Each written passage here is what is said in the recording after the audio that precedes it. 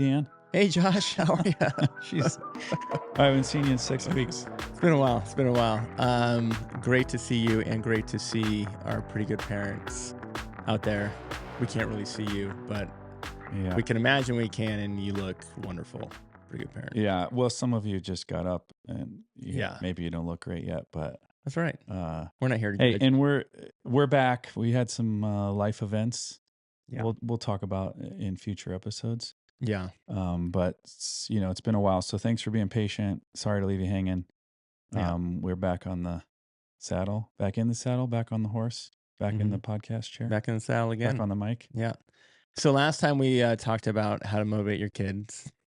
We got some great listener feedback. So this is our first episode that we're going to specifically address a question from another pretty good parent out there. Yeah. And we encourage you can hit us up on our social media channels. We're happy to address any questions out there moving forward. But this specific question, Josh, came to a friend who said her and her other pretty good parent friends have fallen into trying to motivate through bribery. Mm.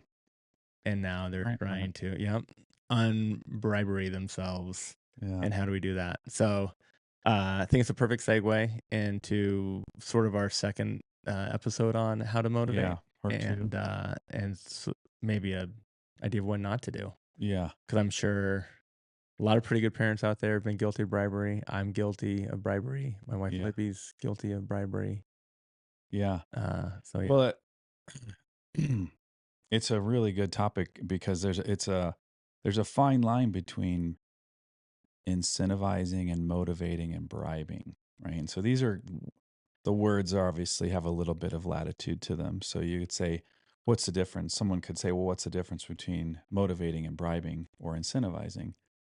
And I would say the way the words typically get used, bribing is not usually a well thought through strategy. It's not usually intention oriented. It's more urgent and more crisis intervention and a quick fix to get out of an uncomfortable situation, where incentives and motivation generally are used more strategically to develop a habit in someone or to develop a result. So in the workplace, it's like we need so and so to be producing here. What carrot do we dangle that incentivizes them, that benefits them and us, right? Where bribery, I want to get them to do this thing, usually for me. Now, that doesn't mean it's exclusive. It could be for them too. But if they don't appreciate the process, it's not really being absorbed as a character trait. If it's just, I just want the candy because mom or dad's asking me this, you're not really instilling like necessarily a good habit. But that doesn't mean it's always bad or wrong. And so it depends on what the parent has been doing and what kind of habits have been put in place. If you can get the kid to clean their room and it's because you've offered something and they clean their room and you high five them afterward and say, I'm proud of you, here's your whatever. I mean, that's like a chore that you pay an allowance for. That feels appropriate. So it depends on like how the parent is bribing, but it sounds like it's become kind of a habit or a trap that the kids maybe are refusing or aren't into anything unless they get some sort of like prize. And that's where you're like, oh, shoot, like that's not going to work. I need them to be able to do some of these things just to be a good person, to be a contributing member of our family or our team or whatever. And so, how do you detangle from that process? Oh, go ahead. Well, I was just going to say my assumption now is that they've created these habits, and now they're sort of ingrained habits where little Johnny, little Susie wants the candy, wants the screen, wants the thing, and now expects that at all time, Yeah, right? yeah. So So it depends on how old the children are in terms of how you're going to like correct it. The older they are, the more capable you are in doing have a sit down conversation and say, hey, we gotta address a few things. I've been bribing you to do some things that I feel like are good for our family or good for you. And I don't feel like that's actually like working very well. And I'm going to try some like new approaches that I feel like are better for us and better for you. And then you transition into like the new way. The younger they are, the less likely you're going to have a conversation like that that's going to land well. And you just have to put more energy into the new system and not a lot of explanation. Mhm. So let's say like what's the a You cutoff you age? want a hypothetical? Yeah. Yeah. Yeah. Why'd you Oh, give yeah. me that face? Well, I feel like you Why'd winked you with hypothetical. why'd you Alright, maybe it's yesterday, maybe it wasn't. I don't know. Um, but yeah, I mean, it's just I just feel like it's just all over the place. So there's we're out, the older son's got football practice, and it's I didn't realize it's like 95 degrees outside, and I thought I'd take my daughter, we'll get some queue time, we'll kick her soccer ball. She's kind of getting into soccer, and we could kick soccer ball on the side. And we meet some new friends who've just moved to town, so the dad's there. So I'm kind of trying to have this conversation and we're being cordial and nice and introducing the kids. But then my daughter's like, hey, I thought this was Oh, our alone time, dad time. and now Yeah. dad's sort of, I'm trying to kick the ball with her, having the conversation, and then it's hot. Now she's just probably doesn't have enough food, enough water. I saw her dump half the water out and, while she's drinking it, and Yeah. then 30 minutes later, like, full meltdown, just, "It's so hot, dad. I wanna go home. I hate this. This sucks." Yeah. And so, me and, my new friend here, he's like, "Hey, my wife's got some Otter Pops. Does she want an Otter Pop?" Like, and we're just thinking of, like, any little bribe thing right away, right? Yeah. And she was kind of on that borderline of, is this sort of inappropriate behavior, just full on meltdown, or okay, she's 7. I'm just going to let her be 7. And I just feel like, so I'm sure parents are in these little situations all the time, Yeah. right? And now you're figuring what to do. What did I end up doing? I just took her home and left, right? Yeah. I was like, okay, it's too hot. She's clearly past the point of even, controlling her body. She kind Yeah. of did the melt just into the ground, and, maybe started sort of that kind of whiny, like, I can't do anything. So, Yeah. Yeah. so, and there's obviously some circumstances there, but I think that's probably what parents face on the regular, right? There's all these external circumstances, this and that, and you're trying to sort of, I guess, probably bribe your, you know, way out of it, right? And Yeah. then what did I end up doing? I said, hey, if you act nice, I'll let you sit in the front seat of the car, which I think is really good parenting. I put my stamp on it. I'm just gonna say it's pretty good. And boy, did she love that. Boy, did Yeah. she. I mean, she's All right. really That's a tall. great She's really example. tall, and I feel like the seatbelt fits Mm, nice around for her anybody neck, judging. I around don't her know. skin. But, All right, that's a great example because here's how what I hear in that yeah. is you you failed as a parent in one protecting the quality time and two failed to calculate the physical reality of the kicking practice. Yeah. Uh, Meaning it's like the hottest time of the day Right. and you're in this like hot field kicking back and forth with dad who's not really paying attention. She kind of got screwed over. She Right. got screwed over, Totally. right? And so to now you're trying to make it up to her. And so is it a bribe or is it reconciliation? Mhm. If you're trying to just make her feel better for what you did, you could say, um, you do owe her. Is it in uh, a treat or is it in the front seat? Those would be fine. I don't feel like that's actually, you could say it's bribery, but you're really trying to reconcile and be like, yeah, I messed up. Like this wasn't like really set up to succeed. Yeah. I didn't follow through like I probably should have or like I said I would. So I kind of owe it to you. And so it's like a little bit of payback. But you could also, I think, more effectively would say, hey, I didn't handle that very well. It was too hot for us to like play very long. And I got distracted talking to so and so. And that's not fair because that was supposed to be our time. So I'm sorry. Like I owe you some time to go kick the ball around, Mhm. something like that. And now the lesson, the bigger relationship lesson is now in place. And whether you gave her what are they? The Otter Slurpee Pop, or the yeah. Otter Pop. Whether she got an Otter Pop or Do we sit in the get front seat. free plug there? Otter Pops? I don't know. Yeah. Yeah. I won t-shirts. I want hats. Uh, I don't think that matters that much, but if you don't say the words that capture the event, you are grooving this habit of, if I've hurt your feelings, I owe you some treat. Right. And that's not really sustainable in life. Like that's that's a little immature, obviously at certain ages. But to say, I'm sorry, I didn't follow through on what I committed to, and I could tell that it like hurt your feelings, and it made me feel sad like thinking about it. And it was like really too hot for us to be out there very long, Mhm. just kicking a soccer ball. So the meltdown was probably a combination of all of that. Now, I'm not saying that we're encouraging or you're enabling that behavior. Like you could still say, hey, stop, come here, let's go find some shade, let's go cool down. Like it's too hot. Like what's a good way, what's a fun treat, what's a fun thing we can go do to like cool down.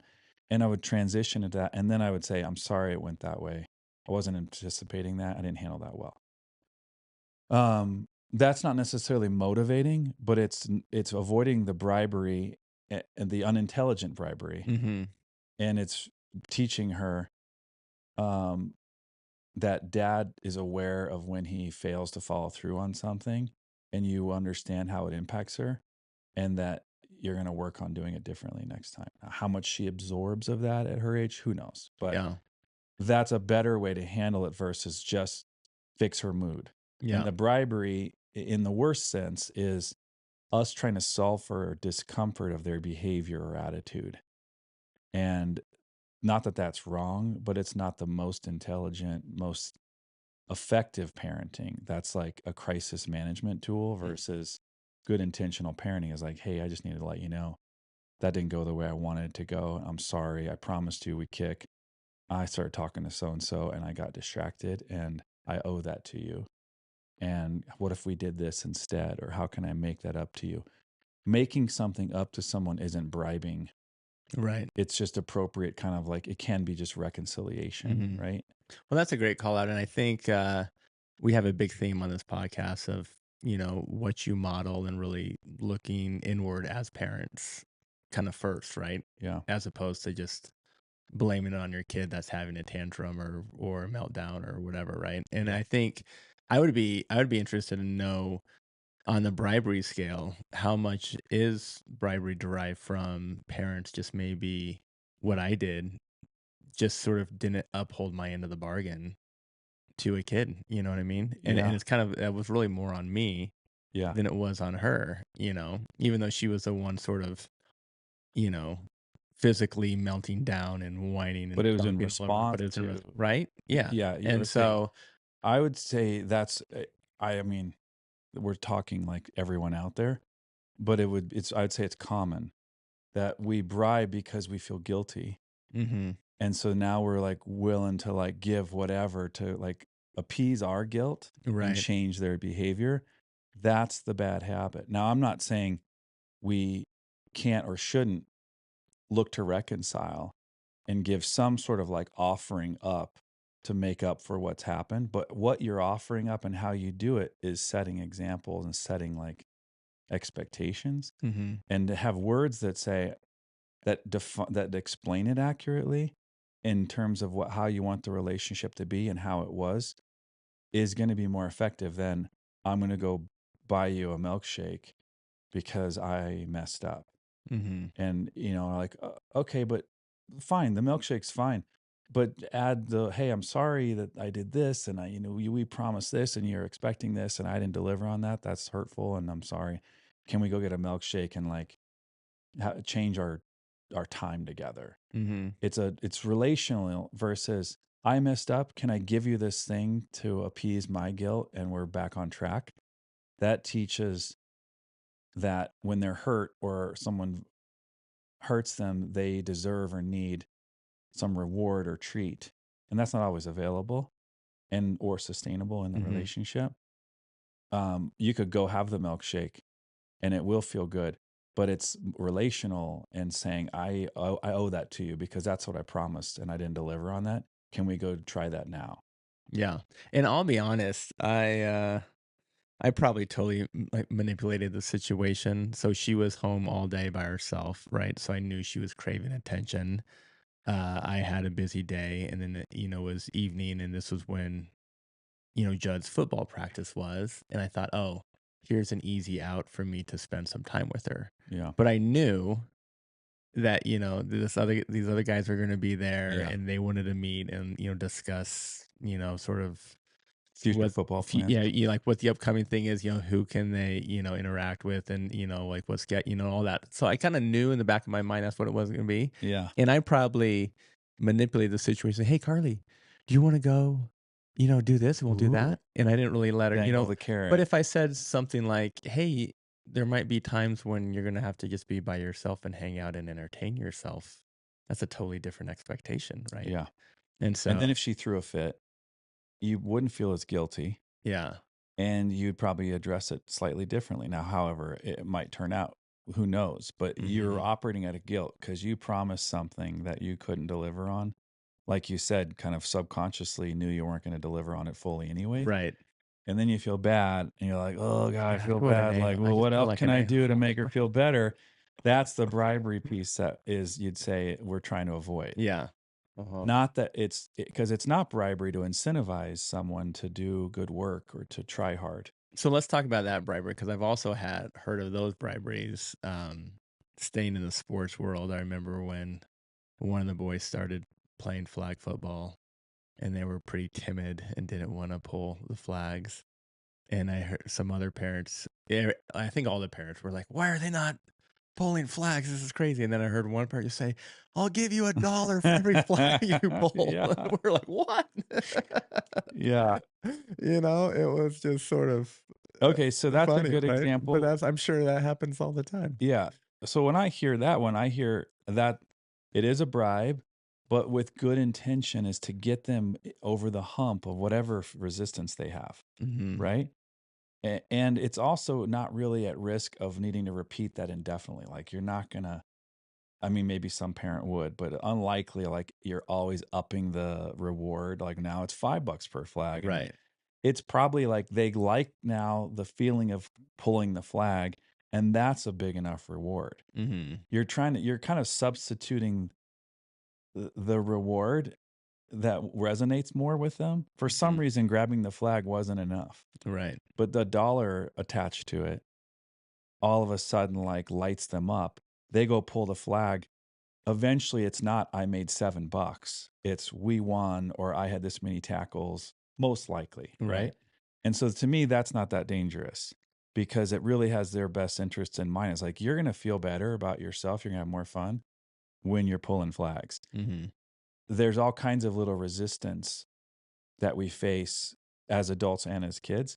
And if there is an incentive, again, I don't like the word bribe because I feel like it really is more on the more appropriately suited for guilt appeasement and crisis management, Yeah. where incentivizing and motivating has their best interests in mind because it has their character traits or their effort more in pursuit.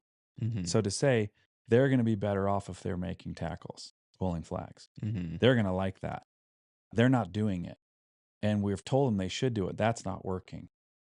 What if we set $1 a flag until they like pulling flags enough where it's all, then they pull the money back out and just say, that was really to get you started. Mhm. You feel great getting, you got 7 tackles. Like you don't need $7. Mhm. That's why that's okay. Now, if the parent continue to do that, then I would say that's risky and grooving this habit of you should always get paid for playing your sport well, even though Right. obviously it soon becomes that now in college and certainly in the pros. Like it's all Yeah. about it's all about how much you got paid for it, Right. right? So uh, you're not going to get away from that model in a capitalistic society. There's clearly like financial reward or some sort of accolades that does motivate people. It's just generally shouldn't be the only thing. Mm. For someone to be healthy in their thing, their craft, it's generally like I want to do a good job. And the parent is wanting to foster that thirst for that. Like, it feels good to pull flags, right? Mhm. Like, yeah, well, so we just gotta find that courage and that, like, motivation to get there. If it's like, "Hey, I'll give it today," like, you're stuck, like, "How about a dollar a flag? Let's just get this thing rolling." Mhm. That seems really innocent to me. That doesn't look very dangerous. It's the repetitive, got into a bind, didn't plan well, you feel guilty, and now you're bailing yourself out by offering them something. That's the sloppy, I call it sloppy parenting. We've all done it, but Mhm. that's where bad habits start to form. It's actually not in the kid's best interest. They're not really learning like how to manage life and overcome something. They're just getting these rewards because mom and dad didn't plan well. Yeah. So what are I guess then some advice for people who have been down that, I guess ingrained in that, right? Maybe, I'm thinking just daily uh and I feel like as parents we often feel before we get stuck behind the eight ball, right? Just Yeah. things moving too fast and it's trying to keep up with work, school, a million different things. Especially, there's I'm sure like a lot of single parents out there feel like they have all of it on their shoulders, right? Yeah. Um, what are some things that they can do to sort of untangle from that habit of just habitual bribing, whether it's on the daily, just getting kids in the car to whatever? Yeah. Well, again, it depends on how old the kids are and what kind of bribing they've done. But in general, you start with a conversation and in that moment and say, "Hey, this was on me. Mhm. I didn't plan well. Um, I didn't react well, and I didn't think this through, and that's not your fault. And so I do want to make it up to you. That's not bribery. That's like appropriate reconciliation and rebalancing. Mhm. And it's appropriate for a child to feel that level of like respect versus like somehow thinking, well, because I'm the parent, like I don't really have to make it up to my kid. Like, okay, technically maybe you don't, but you're sending this kind of like subtle disrespectful message. Like your time and what I promise you doesn't matter if my stuff gets in the way. Obviously, an adult's priorities and agendas sometimes will supersede, often will supersede a kid's thing. But if we aren't acknowledging like their time matters and our words to them don't matter, we're sending this subtle and sometimes not so subtle message that like you don't really matter, Mhm. which is not good for their our relationship with them and not good for their self-esteem. But to say, I didn't handle that well. I'd like to make that up to you. I can't make that up to you right this second, but can we talk about in the next few hours or maybe tonight or tomorrow, like a way to make that up? Because I know I promised this, but I couldn't do this. Mhm. Or you were supposed to be able to do this and that got taken away. I can understand that that feels unfair. Let's talk about that. It's not it's not really about did you give them something? It's more about what life lesson and what relational traits are you laying down as an example? Mhm. And to have that conversation is the kind of example you want to set. And to own what we've done or haven't done is the example you want to set.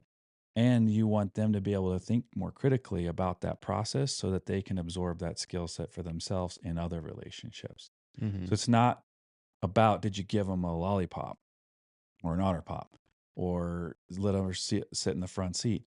It's is she learning the lesson that when someone doesn't follow through on what they say, owning it's appropriate and it feels good to hear that reconciliation and then to do something to make up for it, it can feel soothing and kind of medicinal in a sense of like, oh, that feels like a lot better. So I don't it's not about did you give Mhm. them something? It's Right. like how did you give them something and was there any teaching or lesson? Because if it's just the thing, yeah, that's gonna feel gross and shallow, and the kids are gonna be little addicts to little hits Mhm. of treats or whatever, right? Yeah. That's where that's the bribery trap goes the wrong way. But if you're appropriately owning something, um, and you talk it through with them, and then really do make an effort to reconcile it, uh, there's less emphasis on whether you gave them a thing or not. It's less potency with that. Right. Well, and I think there's a balance between um, kids today and not letting them get like, people are freaked out to not let your kids get bored. I feel like there's just so much. It's like, what are they doing? They have to have an activity, they gotta have an activity, or then they want screen time, or then they want the right, they can't just sit and be bored. So, that, and I'll say in my instance yesterday, we felt our daughter Carly got slighted. So the boys had, an all-day golf tournament. Libby took them.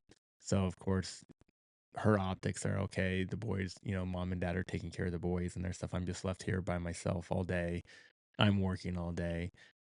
All of her friends weren't around to play with, so I'm just constantly trying to find things for her to do all day, right? And then I find this little nugget, and then I don't even Do that well. like, yeah, do that well, or like, deliver on that. And Yeah. then we came back and I'm playing cards, and then I'm responding to a text and she's like, "Dad, why are you texting? Oh, I thought we were geez. playing cards." It's Just the like, "Oh streak man," right? continue. Yeah.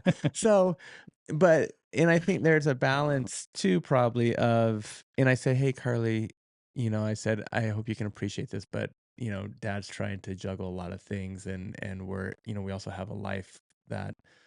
There's just logistics and things, and this is a timely text I have to answer right now. I don't want to put somebody else out. Yeah. So maybe there's just this balance of having kids bought in to, I don't know if they're like the goals of the family, or this is how we do things, this is how we live, or this is how we operate, Yeah. versus we got to make sure, it's all about you and you have something at Yeah. all times. And Yeah. can we create an environment where all the members of the family can kind of help, I think contribute. And if part of contributing to the family right now is me figuring out what to do with my time and be bored for a few minutes, then so be it. Yeah.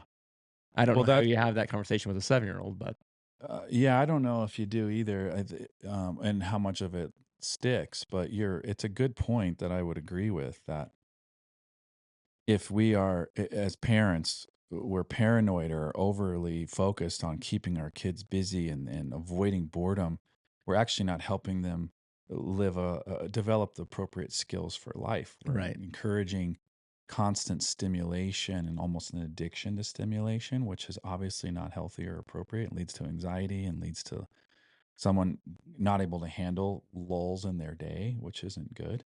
And kids are better off feeling like they're just a part of a family versus it's all about them. Hmm. They're actually going to be really unhealthy if there's too much emphasis on it's all about you, because that's stressful and not sustainable.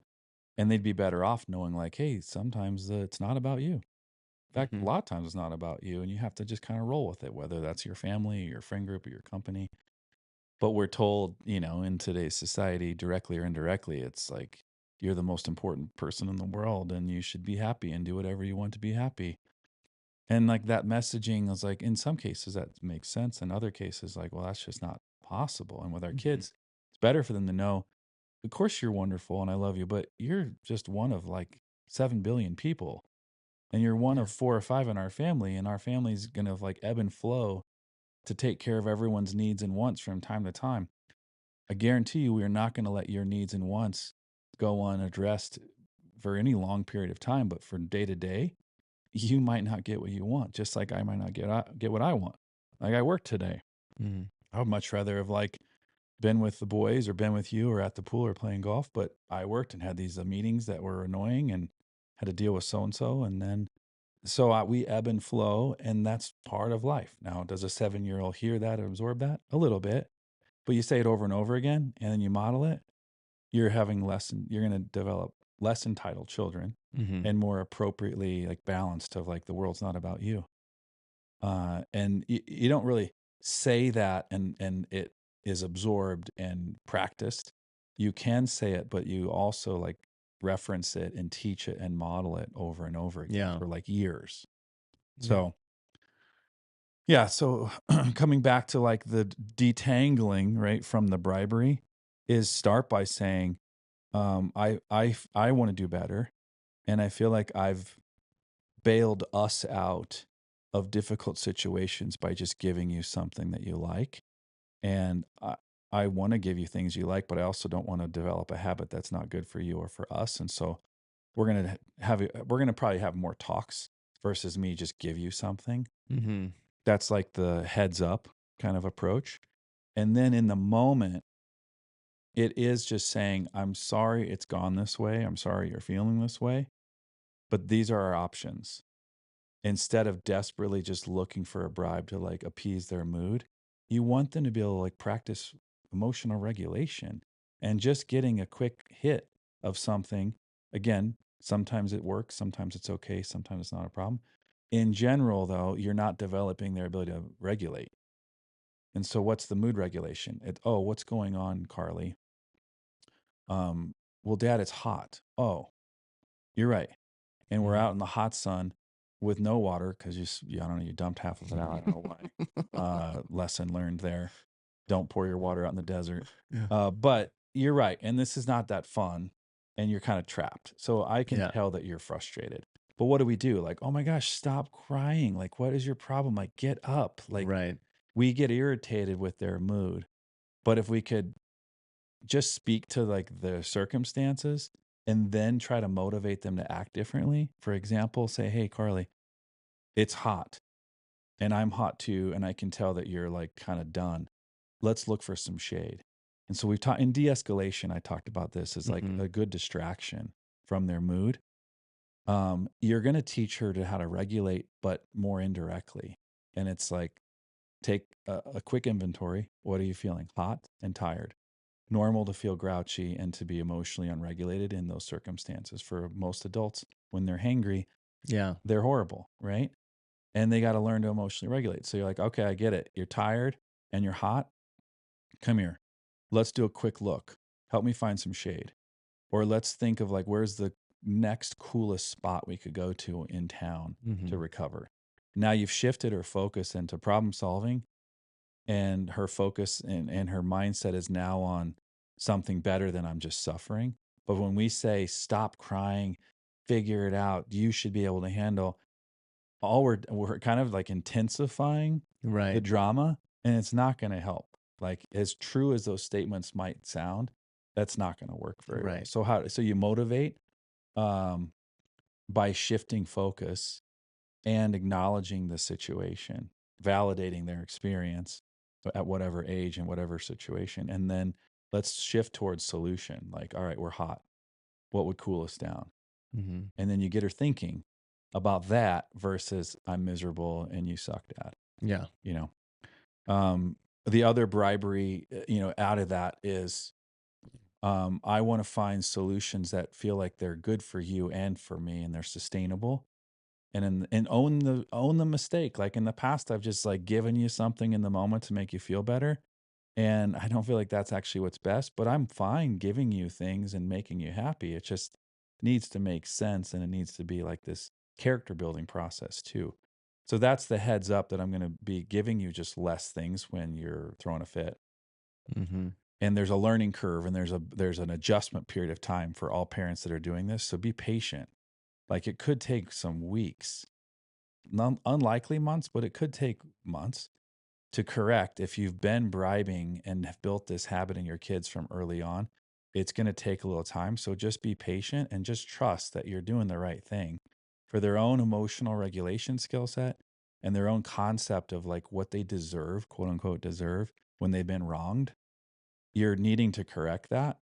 And it's a worthwhile thing to address. It just might take some time. So don't give up just because next week it hasn't worked yet and you're losing your mind and you like pull out your little treats again to like appease them. It's a discipline thing that you have to push through and believe in it. Yeah. Do we even wanna touch on, like, the toddlers, the, 2 to 3, 4-year olds? I can't even imagine. I'm just trying to go back to that stage of life, and Well, I feel like we threw everything out yeah, we could at something like that. I think you go back to de-escalation because Yeah. what are you trying to appease? You're trying to typically appease a bad mood or a bad Right. behavior. And I think it makes more sense to regulate that through like, let's go for a quick walk. Do you want to get on my shoulders? Mhm. Piggyback? Can I push you in here? And then you're giving them time and space to kind of calm down versus a thing. Right. Again, certain situations, is it that big of a deal to give them a thing? it can be nothing sometimes. Like, sure, here you go. Oh, and they're like, "Oh, I'm better." And then you get back to like your conversation where you're like, "My conversation with Dan right now is actually more important than worrying about what lessons I'm teaching this kid." But if you every time they throw a fit and you're like, "Oh, lollipop, here you go." Right. And they're like, "I'm good now." And I good. I'm back to my conversation. You're probably building you're this sounds extreme, but you're probably raising a brat, Yeah. right? Like if that road never changes, like, oh, you're going to build a kid who expects whatever the second they don't feel the way they don't want to feel. And Mhm. instead of teaching them how to push through that, you're just giving them this little rescue thing, but that gives them this addiction to some hit, right? Yeah. Like I'd like to talk about like part 2 of that motivation that we didn't get to cover last time was this dynamic that parents face in motivating their kids. They would say, "You're a great soccer player and you can do whatever you want." And thinking like that affirmation is going to be absorbed and then really turns into like a confident soccer player. The problem with that, and this doesn't happen every time, but it happens a lot, is when that kid goes and plays poorly and they've concluded they're not good. Now dad or mom's words are gibberish. You're Mhm. lying. And so you lose trust. Um, Instead, say, I believe you have what it takes. You're going to have good games and bad games. But good players continue to improve and they learn from their bad games. So you might play horribly today. I don't want you to. I don't know. I think I hope you play great today. But if you do, it's important not to make too much of it. Other than Mhm. what can you learn? Don't a fixed mindset versus a growth mindset. The fixed mindset is what happened today defines me. The growth mindset is I'm always going to learn, and whatever happens today, I'm going to grow from it. Right. Parents speak in fixed mindset, generally speaking, by default. You're good. You're awesome at this. You're pretty. You're handsome. You're wonderful. You're smart. Then they go and bomb a test. Like, I'm not smart because Mhm. smart people don't bomb tests. And now your words are thrown out. Yeah. First is you are smart, but you might test poorly from time to time. What I'm more concerned about is are you learning and growing and challenging yourself? And successful people learn always from their mistakes. They don't they don't not make mistakes. They experience mistakes. But successful people overcome those. And I believe in your ability to overcome setbacks. That's a wonderful motivator because that's a belief system that you're helping build versus just this like I want you to feel good in the moment. Mhm. I do want them to feel I do want them to like themselves, my kids. And I do want them to believe in themselves. But a belief system takes time to build, and they're going to measure it unfairly by each incident, usually. And that's just an inaccurate snapshot in time. Like, well, that's just what happened today. Right. But good players learn from whatever, it was a good game or a bad game. If you want to be a good player, you'll adopt this growth mindset and you'll continue to grow. Every musician at some point was told you're not going to make it, or they felt rejection, or every athlete said, you got cut, or you didn't get paid what you want to get paid, or you didn't make the team you want to get paid, that you wanted to make. And the people that make it finally just said, I'm not going to give up. I'm going to disregard what you say because I got to believe in myself and push past that. That is work ethic and belief system that propels them to overcome adversity. That's motivational to say, I believe in your ability to get to where you want to be. You might not feel it, you might not see it. How you play today is only a snapshot of like where you're going to go if that's really where you want to go. Mhm. So I really want to hit on that because I think a lot of parents, Well, we're such a, like, a results-driven culture, yeah, today, right, right? today, and Yeah, so it's like, what and, I feel like I'm starting to see a little bit of a trend. I think there's stuff out there and people are starting to I've seen it more sort of, I guess, in our kids' sports where there is a push of trying to praise the effort effort and versus the versus the results. result, right? Yeah, One of the things one thing I heard that was kinda cool was it was about habits, right? And so, like, as people are trying to build habits to perform or do their thing, and it's like when is the time frame that you can actually say you got this habit, and there's some people say like Mm. 25 days, 30 days, X amount of hours, whatever.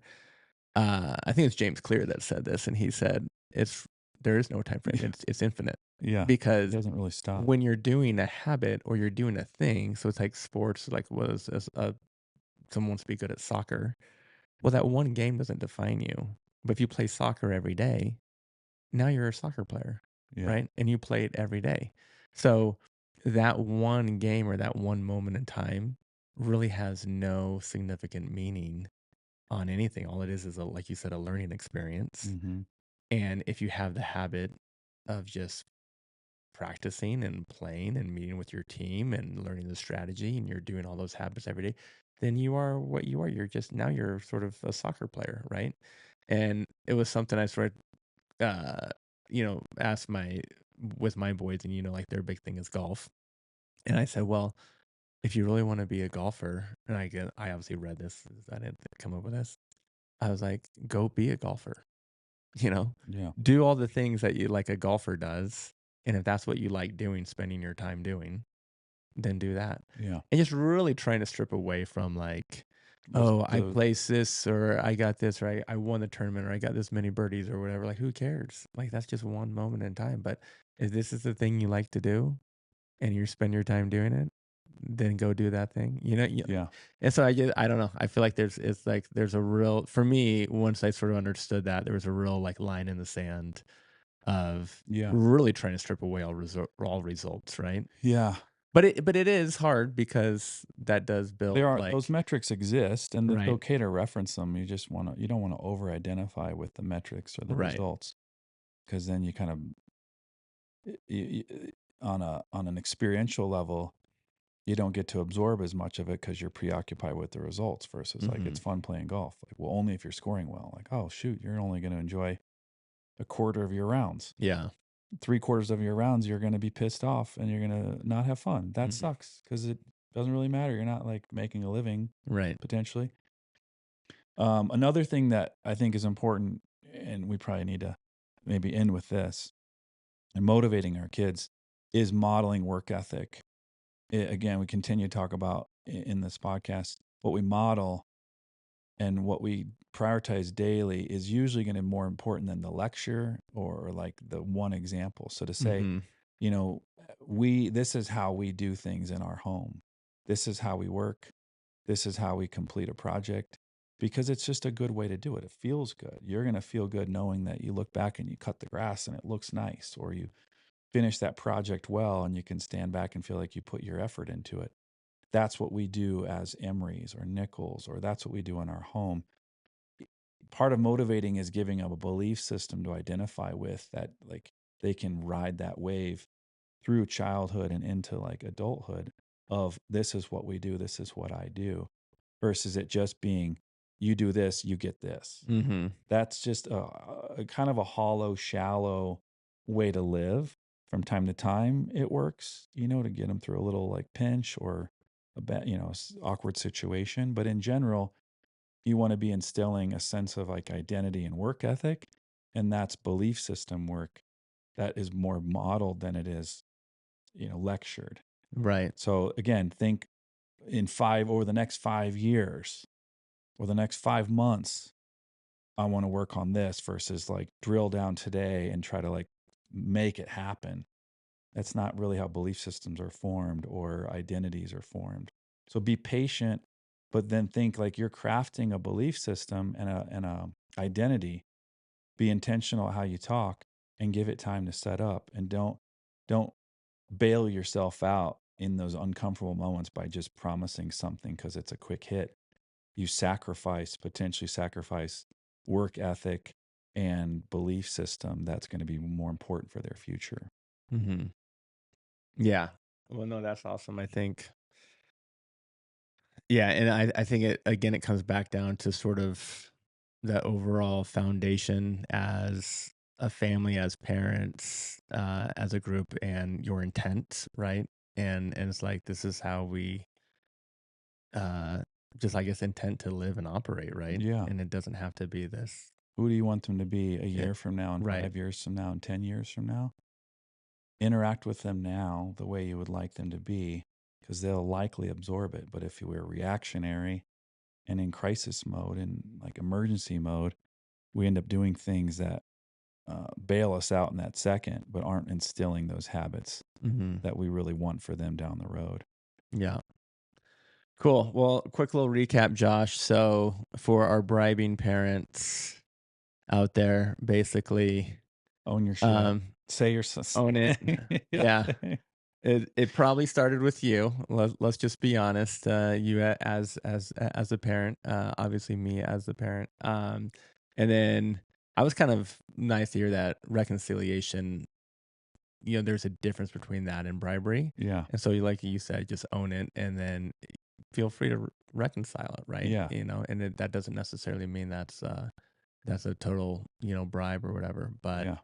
obviously, I think most people probably know that fine line of when that bribing is crossing the line to just create entitled kids, right? Yeah.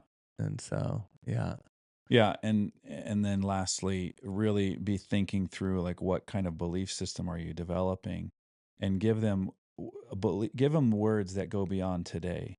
I Mm-hmm. believe in your ability to overcome the adversity. I believe in your ability to recover from that injury or that setback. Mm-hmm. You might play poorly. You might have played poorly today or yesterday or performed poorly on that test. That doesn't define you. How you respond and what you do in response to that is going to matter.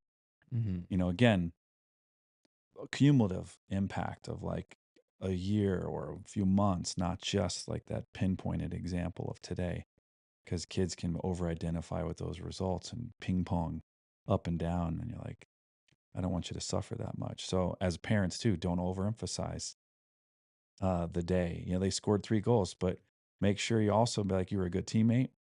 You had a good Mm-hmm. attitude. You had good sportsmanship. You didn't rub it in anyone's face, or you guys lost, but proud of how you handled yourself.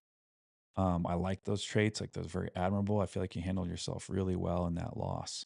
And I really like that about you. That is motivational to becoming like a person that you probably want them to be and a person they're going to like to be. Mm-hmm. Which basically comes all back to the foundation you set as a parent Yeah. in your home. And Yeah. this is how we live, and This this is is how how we we live. want This to is live, how and we do it. this is why we want to live that way, right? Yeah. It Yeah. feels good. And other people like it. And we Mhm. want to continue to prioritize that. Yeah. Awesome. Great stuff as always, Joshua. Thank you. And thank you, pretty good parents. Try not to go bribe all your kids today, huh? I'm going to try Yeah. not to. Yeah. Yeah. Own your stuff Yeah. without just giving big gifts all the time. Yeah. Love it. All right. Awesome. Well, we will see you next time on The Pretty Good Parent. Again, Thank you for joining us, guys. if you felt this was helpful, please feel free to share with your friends, and let's go make a pretty good world together, huh? Let's do it. All right. Peace. Peace.